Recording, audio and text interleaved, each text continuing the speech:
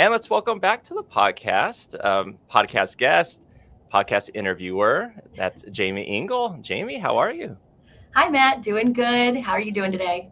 I'm doing fine. So last time you were on, we were both interviewing Chris Kirchhoff, and that was a fun interview. Yes. But I'm going to turn it over to you because you're going solo with this one. So I'm going to let you introduce our returning guest, and it has been a while. So Jaimie, go for it. Yes. Thank you, Matt, for entrusting me briefly with the keys to the kingdom, if I may. So today I have the honor and privilege to interview my friend, George Steele. George previously served as the executive director of the Ohio Learning Network and directed the advising program at The Ohio State University for undecided and major-changing undergraduate students. In his professional work, George has written publications addressing academic and career advising theory, use of technology in advising, and assessment of the use of technology. George has been a member of NACADA for over 25 years and has held numerous leadership positions in that organization and has been recognized by it for his work and contributions. George holds a doctorate degree in education from Ohio State University.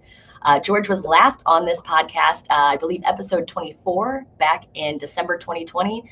George, how have you been since Colin and Matt last talked to you all the way back in, the year 2020? Been doing well, like everyone else, using a lot of technology because that's the way we've been interacting with one another with COVID. So, I think that I've seen more friends through Zoom than I've seen face-to-face over the previous 2 years prior to COVID. So it's, on one hand, there's an advantage to it in that I think the technology that we're using is helping us keep in touch. But as having seen you last week at the Region 5 conference, it doesn't really replace that face-to-face and that type of interaction, does it? No, there's just something missing there. I don't know exactly what it is. In Zoom land, we get to stay connected so much more consistently, but oh my gosh. Yeah, seeing each other in person, seeing everybody in person, we just fell right back into it, didn't we? Yes, we did. Didn't miss a beat. No, we did not. No, we did not. And, you've always been a huge proponent of technology in advising. You had sent me some articles about the future of advising prior to today. Those were ranging from the years 1988 to about 2016 from authors like Habley. Is it Habley? Habley, Lowenstein, yourself, of course, Greitz, Gordon, Nutt, McGill. Could you maybe walk us through the progression of your own theories about the future of academic advising as maybe influenced by that literature? Thank you, Jaimie. Looking back at it, I think that there was always a dynamic that was involved here, and that some of the articles that looked at the future of academic advising took more of a focus of what will the future be within the context of higher ed. And so it looked at things such as how can we end up, like I think Wes Habley went ahead and asked a number of questions more about in line of how do we work at the institutional level, how do we end up by defining academic advising, and how do we end up by having a process where we can be more effective within the context of higher ed. And that was, I think, in 1988. So one would expect that, NACADA was new, the organization was new. How do we move forward within the context of higher ed? And there were a number of other ones that are a little bit like that too. I think that the one article by Craig McGill and Charlie Nutt were looking at those type of factors that were impacting higher ed that could have impacted then academic advising. And they were looking at different types of legislation, for example, the notion of graduation requirements within a certain period of time. And then there were other things they were looking at, the idea of how higher ed might be impacted by issues such as student debt.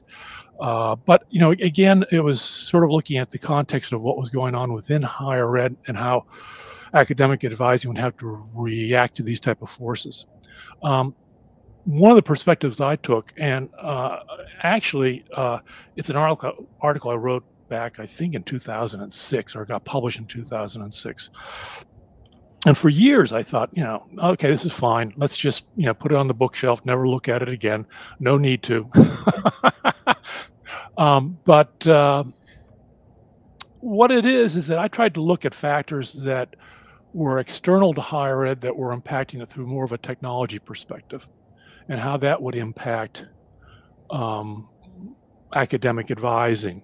And what really got me a chance to go back to look at it again, and this is part of the conversation we had Great Lakes conference, was I had just reread or read again second time within a very short period of time, the book The Great Upheaval by Arthur Levine and Scott Van Pelt. And what they were looking at was, again, why is higher ed, why does it have to change? And it's going to change. And so what they ended up by doing is doing a great analysis of those type of things that are impacting it, besides even, technology, the notion of demographics, economic types of issues, and so on. And what direction is it going to head? And they did a wonderful analysis on it. And in some ways, there are some parallels between what they were writing about and what I was trying to write about back in 2006. Now, my article is, again, I think that if you have trouble falling asleep at night, just put it on the book set, and you'll by the second page you'll be in, very much asleep. But what I did try to do also with that is, again, any article you've written and you take a look at, 10 years, 20 years later, you say, boy, I wish I could rewrite all of that. But there it is. It is what it is, right? But I do think that there were some things that were common between the two articles. And we can get into that if you wish a little bit later on. But I do think that what I was trying to show in my article was that there were multiple paths that might evolve for the future of how we define academic advising. I laid out 5. I think that the same thing what Arthur Levine and Scott Van Pelt are trying to do, and when you read the book, is that they are not predicting just one way forward for higher ed.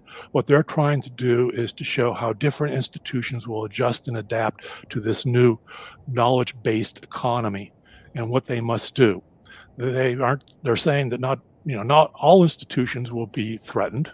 Some will make it through quite, they'll adjust and adapt as much as needed, basically keep them their same configuration.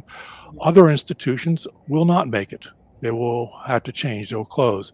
And there will be a whole series of outside pressures that might actually come into that space, what we now call higher ed, and offer alternatives to higher ed as we now know it from the private sector that students will seek as consumers, because it might be more aligned with their personal career goals and personal goals in general, but also in terms of expense and time and everything else, put the pressure on higher ed. So, I think that there are some comparisons. So I do think that what I was trying to do was somewhat similar to what they were trying to do, but in a different focus in terms of mine was on advising and theirs was on higher ed in general.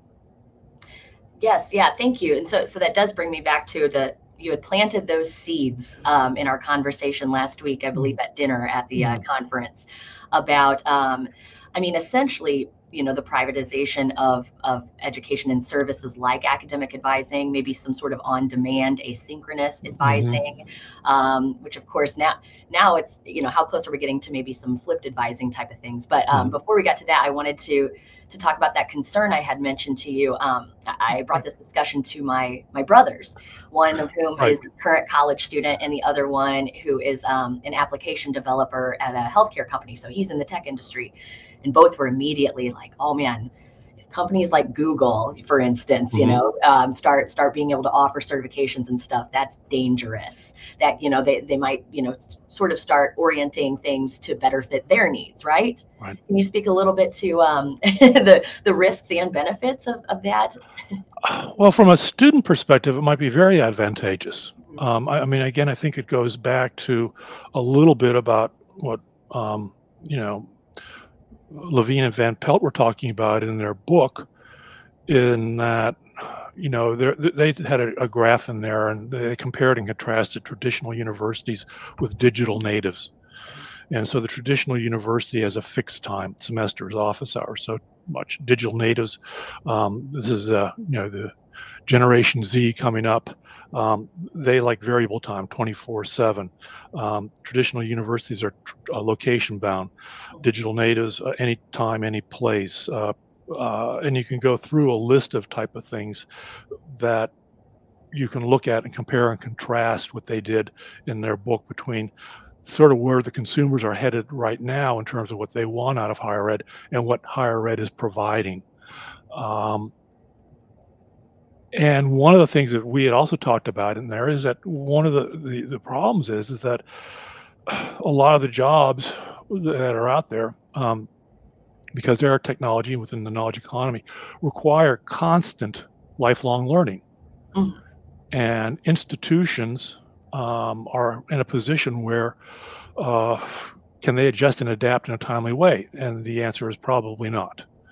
And so by putting out these micro credentials, badges, specific certification, you could look at it from another perspective even.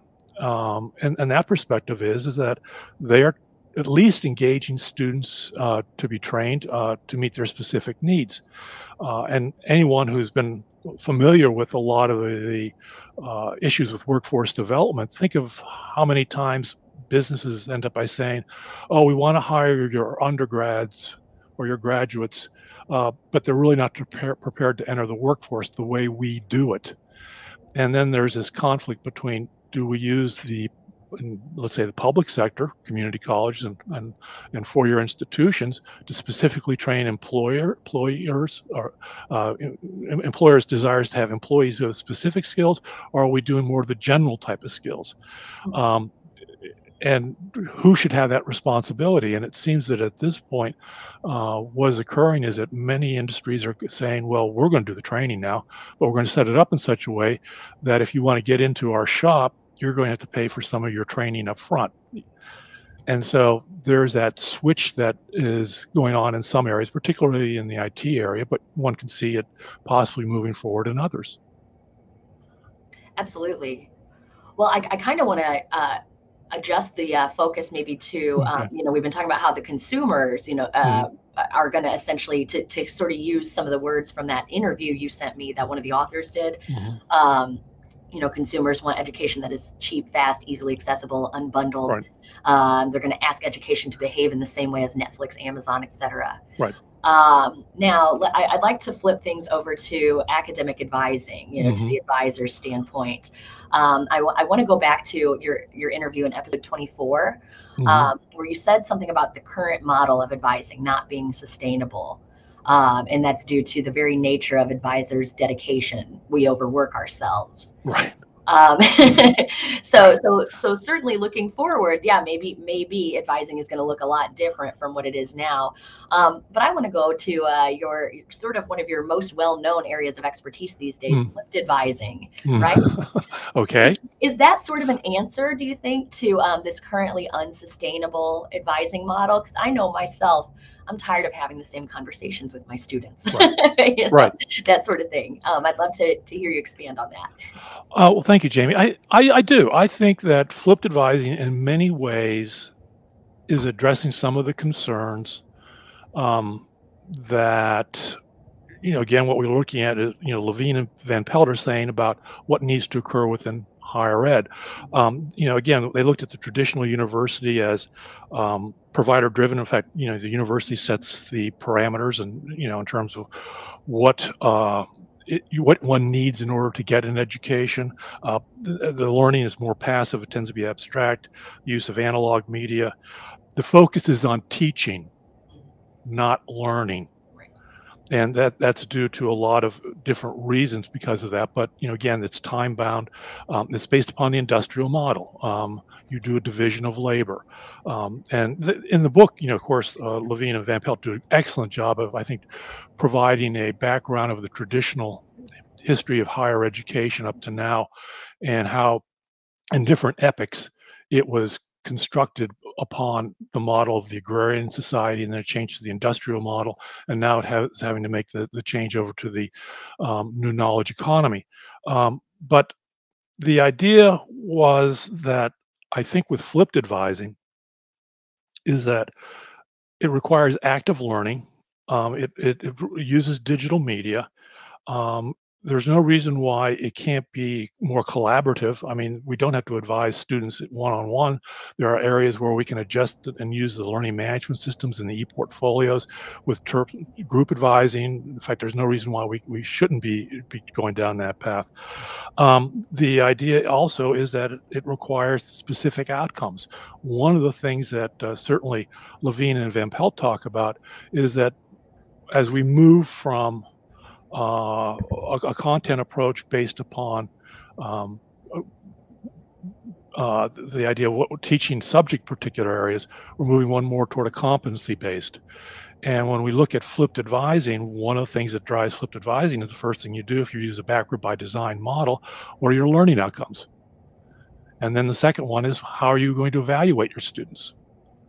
So the idea is that you have specific competencies identified that you want the students to achieve, and then you approach it in terms of your model. So in that way, because it's a digital platform, either the learning management systems or the e-portfolio, but predominantly those two, you're put into a position where you're moving forward in that way. And the other thing is that, you know, they're talking about the information of the future, and the knowledge economy is more of a gathering of information. How do you put information together?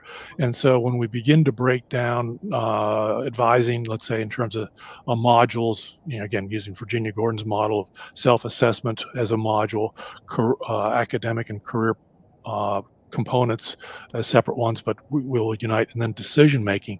And so we end up by setting the process up in such a way that there's a scaffolding across this process of helping students identify who they are, what their strengths are, what their goals are under self-assessment. We end up by looking at what are the educational options and opportunities out there. And then we end up by looking at the relationship to careers and why, and helping them put it together in a step-by-step type of way. Or even if you want a little bit more of a hunt and gather and pull the information together, but we have at least information and resources in there that we believe are accurate and can be very beneficial to the student, and try to simplify it so that they can make greater meaning and sense of it, so that they can turn it into their creatively into their plans. So yes, I think that, you know, flipped advising is very much a part of it. Now, we'll also add something else, is that one of the recommendations, of course, like I think Levine and Van Pelt say, is that we're going to be moving away in the university, I think, or higher ed of the future, away from the credentialing based upon degrees. And what we're going to begin to look at is the entire notion of lifelong learning, keeping track of it. And within that context, it's going to be, what credentials do you have based upon competencies that you have that will show that you are available for those new type of positions that are always going to be evolving and developing over time in the future. It's not the old-fashioned, you go to college and you prepare for a career that you'll do, you know, forever. The idea is that change is occurring. And again, I mean, I think that this goes back to some of their original points, is that what they were trying to do is strike this middle ground, which I thoroughly enjoy with what they were trying to do. And they start out by saying that some people in higher ed are saying that, you know, it's not going to change. In fact, how many times have you heard right now, even with some of the comments about COVID, you've heard institutions saying, can't wait to get back into the classroom. It never happened. You know, we're just moving forward. Everything we learned from using Zoom and using asynchronous advising, blah, blah, blah, we're going back to face-to-face. And you've got that crowd over here pretending it never happened. And then you have the other ones over here and saying, well, it's all going to be blown up. It's all going to change.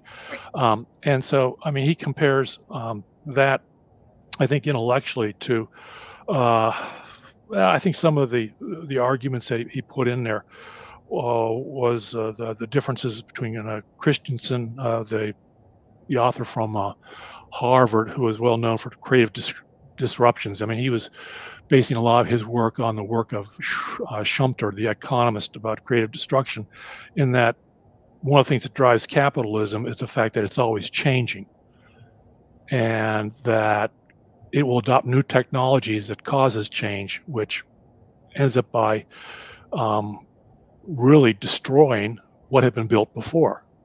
And that's what I like really about another thing about the Arthur Levine and Scott Van Pelt book is that what they show is that how this occurs in different industries, the music, the newspaper, and the other one was which one? Music, film, and newspapers, pardon me, industry, and how that changed over time. And in the digital age, you get subscriptions now to these. And he talked about the problems basically these institutions or these areas of the economy made at basically they did not address, they tried to thwart, and then they were just overwhelmed. But they do end up by saying, again, I think that the advantage of Levine's and Van Pelt's argument is that it's not going to be totally destroyed. There are going to still be pockets of higher ed as we know it in the future. There are still going to be parents and others who will want to attend a 4-year institution or a 2-year institution, go away from home, live in a residential college. But those will be a smaller part of the higher ed market. And so that, I think, is one of the interesting perspectives that they do have. Yeah. Yeah, and that's a great point. In that interview you had sent me, there was, it seems, a pretty stark contrast between, those schools that are really relying on their long heritage and distinction. That could be problematic. That might not.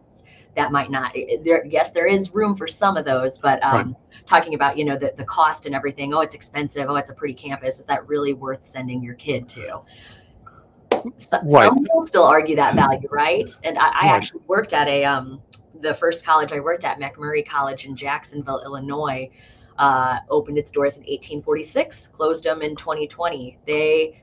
There was no chance that they were ready to adapt to the needs of of the pandemic learning. And so while many are saying, we can't wait to get back to 2019, as the one of the authors said, 2019 is never going to happen again, right? Mm-hmm. Right. He said the pandemic was an accelerator, not a departure. Yes, very much so. I mean, it's at the point now where, it's an accelerator. And again, they go into it. And, what I like about it is that they talk about the private sectors like Coursera, Straight Line, and a number of these other vendors that are coming into the market and offering opportunities. Some of them are just repackaging existing higher ed content, but they're putting it out there and selling it on the market as one-offs, as one possibility. The vendors that are out there, not only selling, services with maybe, you look at some of the tutoring services that are out there. Some of the tutoring services vendors will have the platform, but also have the tutor assigned to it. And then there are other vendors that actually only sell the platform where you can, populate the tutors with your own employees, if you wish. And so it's digital. It's 24/7. Typically. So the student who is, trying to turn in a paper the next morning because they worked the late shift can maybe get a tutor at 2 o'clock in the morning. That's possible because, again, some of these platforms are looking at the idea that there's multiple time zones. We're not just, the East Coast, West Coast, Mountain, Central Pacific, and Hawaii. They're looking at it more globally. So, particularly with distance learning, you find that. So, I mean, there's a lot of things that are pushing into it at that point. Yes. And even, in terms of what we will be doing in terms of potentially advising. I mean, when I look back at, the article I wrote, I thought that when I took a look at it, I thought I came up with about 5 different, perspectives on that. And if I have to refresh myself a little bit on all of those, but the idea was basically that the idea of first looking at scenarios. And so what I looked at, and again, Arthur Levine and Scott Van Pelt did the same thing. First, they looked at the development of technology. So one of the things I got into was looking at, the development of technology advancing. I looked at the KW model, where it's basically, data, information, knowledge, and wisdom. And how that very model, which is very much like Bloom's taxonomy, because of course we make computers in our own image in terms of cognition, but at the very bottom, it's very basic informational. Then you move up to, if you're looking at it in terms of let's say a student information system. There's bits of information out there. You can combine them together in a student information system to define a course, credit hours. You can look at title of the course. You can look at the description of the course, put it together. You can end up by putting it together in terms of a degree program. And then you can move up to the knowledge level, where you're looking at a degree audit, where you can begin to compare different courses that the student has taken within a degree program by putting it personal with what the institution has. And the wisdom area basically is almost like artificial intelligence, where it can map out for you what you need to do in the future. And so those are things that we're going to impact advising. And that's very much similar to what they were talking about. So what they were saying in their thing, looking at the labor market, and what I was taking a look at too, was that if you looked at, and Murnau and Levine is the one I used, but they came up with 5 basic skills in the new knowledge economy, and that some of these were not going to be moving forward in the future, but they talked about random type of tasks that they would be there. The computing technology hadn't been developed enough to develop that. And I think an example of that would be maybe driving a truck or a car. How long has it been since we've been hearing that trucks will be driving across the country delivering goods without a driver in them? And they were predicting them back in 1998 is when it's always there on the verge, Right. and they're moving forward on it. But the other thing is that really with some of this is that they talked about routine cognitive tasks, and routine cognitive tasks were those things you do over and over again. Talk about sitting in your office. As an advisor, when I was there, how many times did I end up by going through on a bingo sheet, checking off courses that a student had taken and how many courses they were going to have to take in the future? Routine, technology can do that. They talked about routine cognitive tasks, saying the same thing over and over again while the interaction. We don't do away with that. So the two highest skills they addressed were the idea of complex tasks that require multiple perspectives in order to understand with interacting with people, and complex emotional type of emotional and communication tasks. And what do advisors do? And for me, the two top ones, advisors are in a position, if we can get away from some of the structures that we have in higher ed, to a position where, and this is where I think our professional route depends upon, relying on our unique abilities as educators to use complex communication and complex analytic skills and knowledge to help students. And now, do you think that will be enough going forward? If there, how might advisor training need to be adjusted, Right. in light of these technologies and this on demand? Would we, have to have a little more knowledge about instructional design, more tech Right. training? Well, that's a good point. Yeah. Yes. Well, I think that the breakdown will occur. Again, I predicted 5.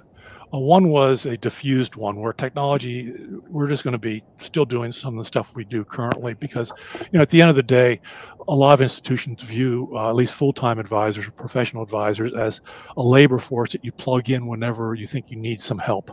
Mm-hmm. If it's recruiting, you do them for recruiting. If it's for orientation, you put them in orientation.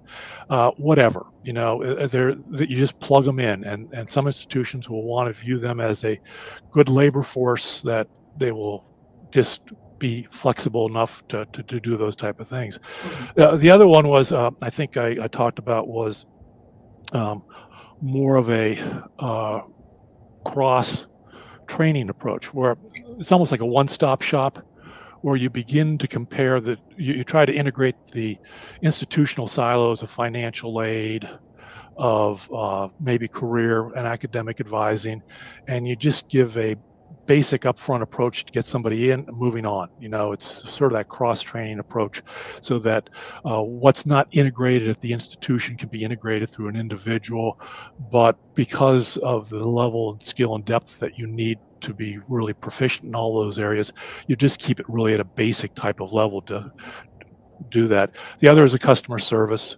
And to me, a lot of what we do is more customer service, because the institutions have created these type of organizational structures to run students through. And again, it goes back to, I think, what Levine and Van Pelt were talking about in terms of higher ed was built on an industrial model. And in that, there's time frames involved, fixed times, it's location bound. And you end up by trying to help students with how their courses and credits will count towards something called a degree.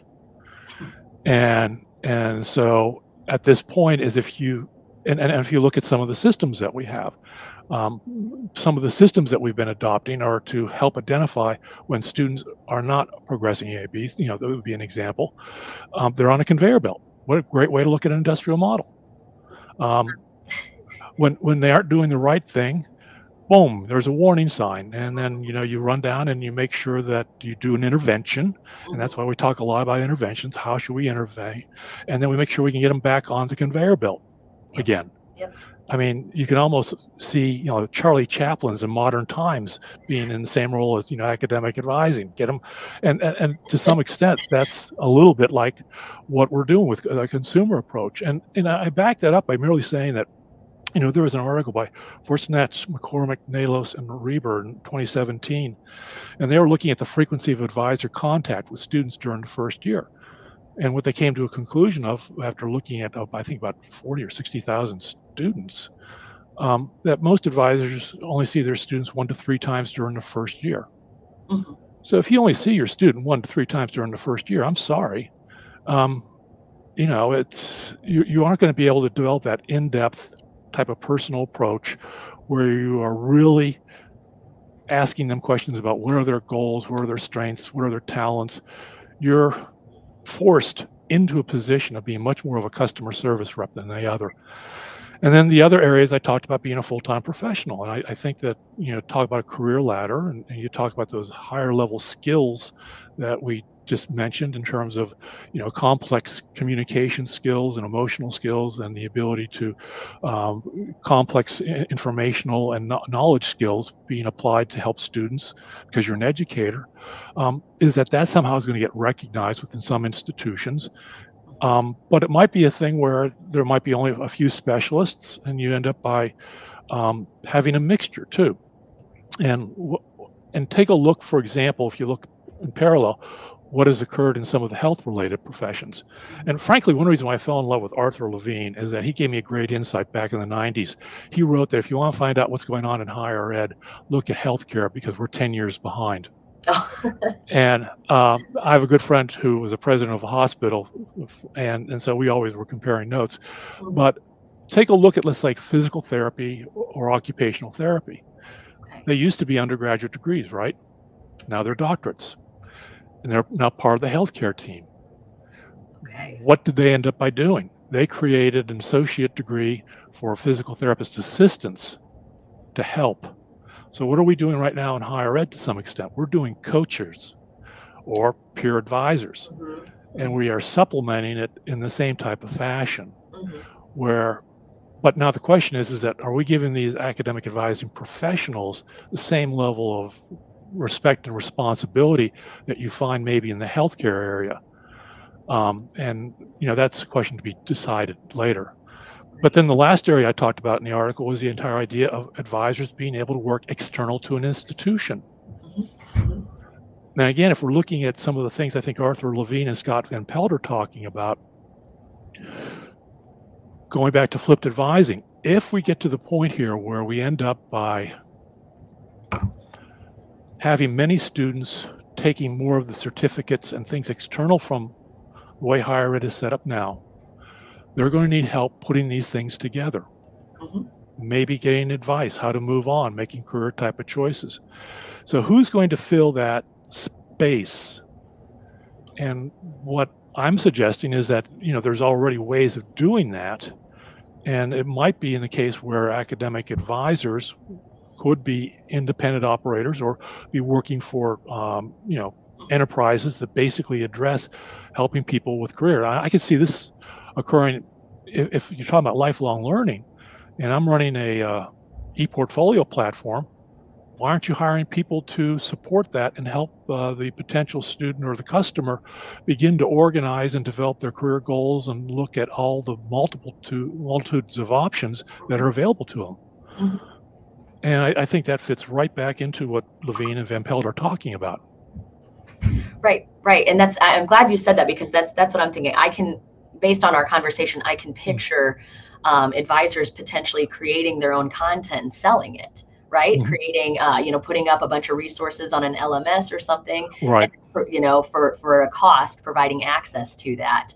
So it's not just the idea of on-demand advising, meeting one-on-one at different hours with Right. with an advisor that's self-employed or something.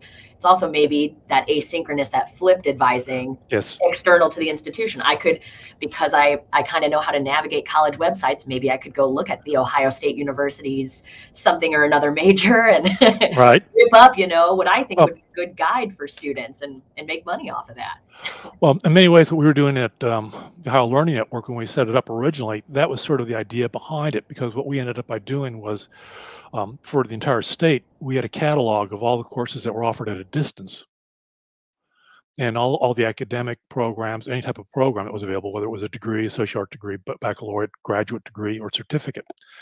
But one of the things that was envisioned, but frankly, it was too early. I mean, we were doing this in 2001, 2002, was because Ohio, like some other states, had a across the board matrix of course equivalencies. So freshman comp across the board would count in any public institution. General chemistry would count across the board. So the idea would be is that why couldn't you go in and find a course that if you were working, that you could take that could be transferred back easily into another public institution if you had to work during the day, or for a lower price. Now, again, as we all know, is that there's always that danger sometimes with transfer, is that there might be an agreement that there's equivalency, but the way they're taught is not necessarily that are equivalency. So there's dangers and on that type of thing. But that was the idea of helping people shop.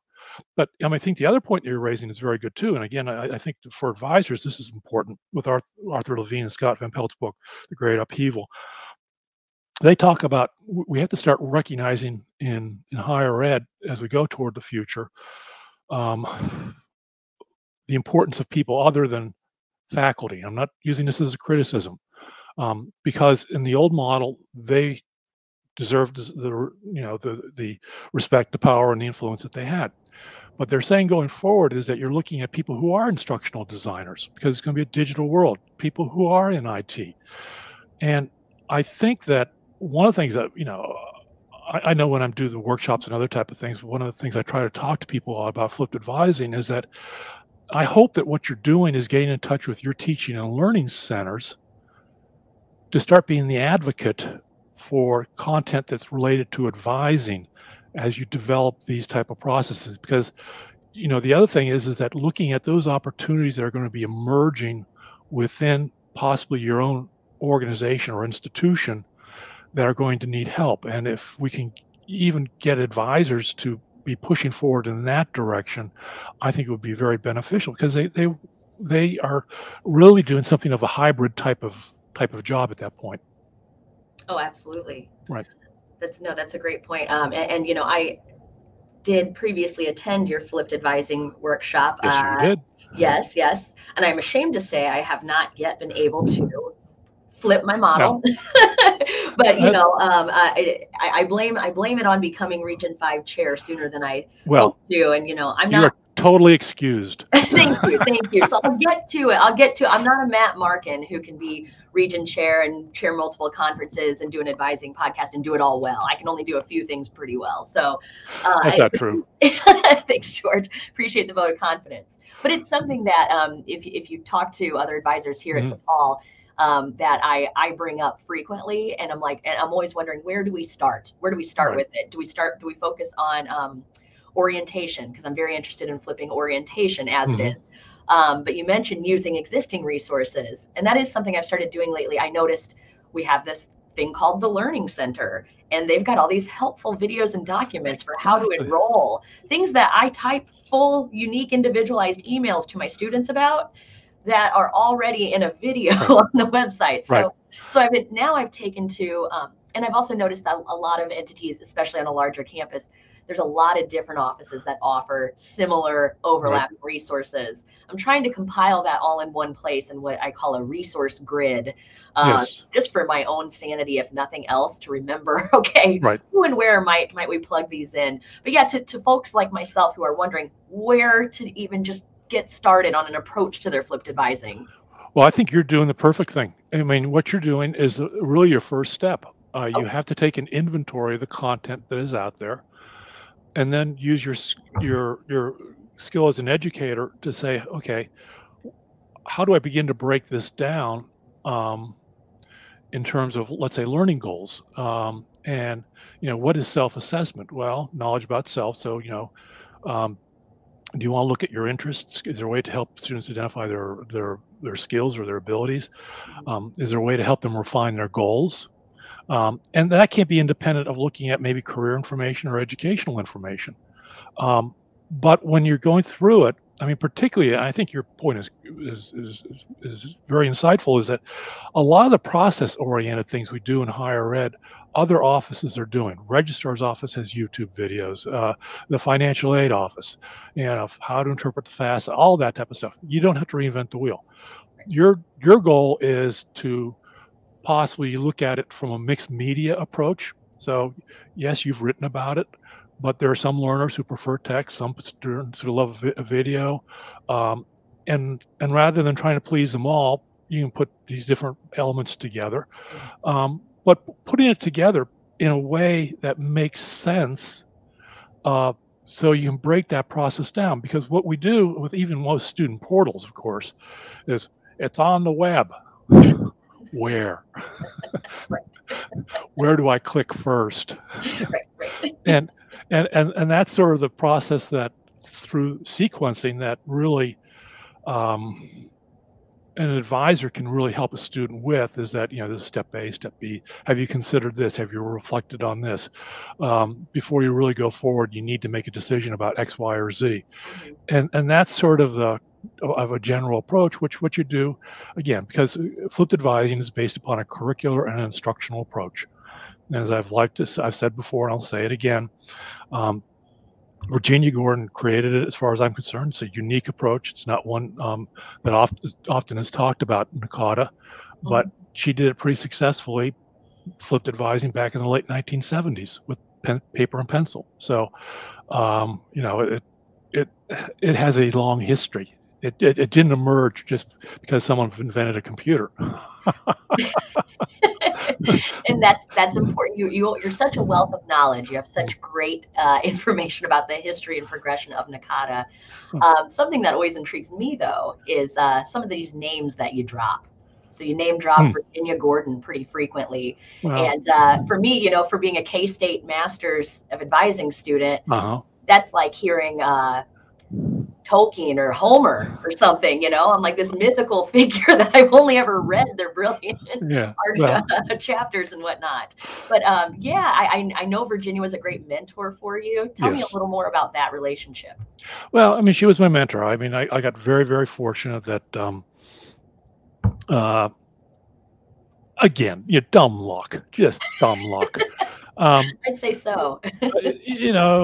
I was going through on a PhD in social studies ed, and I was moving over. I did a dissertation on learning styles and curriculum at an alternative high school. And I was finishing up. I needed to get a job as a graduate assistant. She had a position that fell open mid-year, and I went over and interviewed. I had no idea who she was. I knew little about advising, and she looked at my background, did a few things, and said, "Okay, I'll hire you." And that's that. Again, so I got lucky and just fell into it. But I mean, she was so impressive. She was one of the most down to earth persons I knew. She could talk to anyone. She was a person who was extremely dedicated to her profession. She had a great sense of humor, and that's what I really liked about her too. Is that she was just like talking to any other individual who was your best friend, and you just could just be very direct with. But she also was a very, very good administrator, and there were times when she had to tell me to fly right. and those were good interventions. Right. Yeah, I did. I appreciated in your last interview in episode 24, you said she was known for developmental advising, but she was very prescriptive with you. Yes, that's true. And a number of my close friends too. But what I say is like the old notion of challenge and support. And it would be, okay, oh, that's a good idea. When are you going to write the article? Yeah. I hadn't gone that far yet. Oh my gosh, that's great. And hey, that's something too I wanted to ask you about. Yours too was a name I had only ever seen attached to articles I read before I had the pleasure of being introduced to you by our mutual friend Becky Ryan. Yes. Who, fun fact, was a mentor to our mutual friend JP Villavicencio. So right. I hope to one day have my own JP or George that goes back and says Jaimie was my mentor. But you will. Yeah, you will. I haven't found that student. So will Matt. Matt already has them. Well, I did want to ask you about publishing with Nakata. You've done so many great things. What's maybe some piece of advice you have for folks wanting to get started and dip their toe in? For me, if you look, I co-wrote a couple of articles first with Virginia, and it was sort of like, how do you ride this horse? And she basically taught me. And because I was not a strong writer, I don't consider myself a strong writer still, but